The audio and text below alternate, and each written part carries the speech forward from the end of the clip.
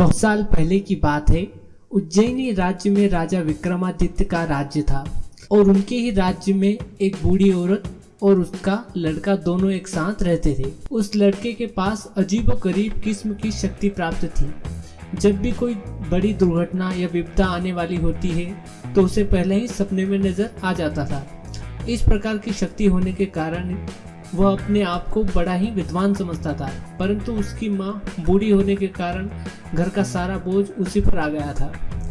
तब वह अपने राजा विक्रमादित्य के पास गया और राजा से कहा कि हे राजा, यदि राज्य में कोई कार्य हो तो मुझे नौकरी पर रख लिया जाए। तब राजा ने थोड़ा सोचा और कहा कि हाँ, राज्य में बढ़ते अपराधों को देखते हुए हमें कुछ नए पहरेदारों की आवश्यकता है।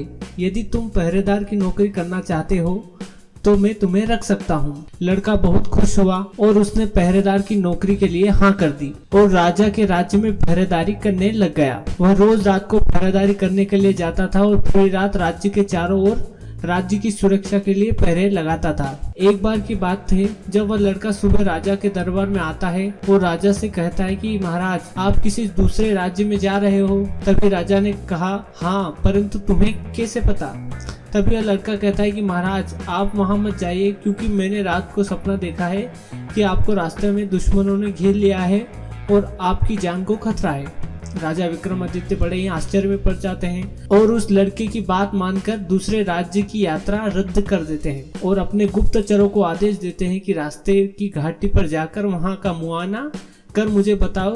तभी राजा के सैनिक वहां से निकल जाते हैं और अगले दिन गुप्तचर राजा से मिलकर बताते हैं कि राजा, उस लड़के ने जो कहा था वह बिल्कुल ही सत्य था। रास्ते में चोरों की घाटी के पीछे है और आपको मारने के लिए खड़ी थी। तभी राजा अपने सैनिकों को आदेश देता है कि घाटी पर युद्ध कर दे और इस प्रकार राजा उन सभी चोरों को बंदी बना लेता है और अपने दरबार में उस पहरेदार को बुलाकर उसे इनाम दिया जाता है और साथ ही राजा आदेश देता है कि उसे पहरेदारी की नौकरी से निकाल दिया जाए। राजा के इस निर्णय पर सभी हैरान हो जाते हैं और राजा से पूछते हैं कि महाराज, उसने तो आपकी जान बचाई और आपने उसे नौकरी से निकाल दिया। हाँ, तो बताइए राजा ने ऐसा क्यों किया? आपके पास 10 सेकंड है बताने के लिए। वीडियो को आप रोक भी सकते हैं और हमें कमेंट में बता सकते हो।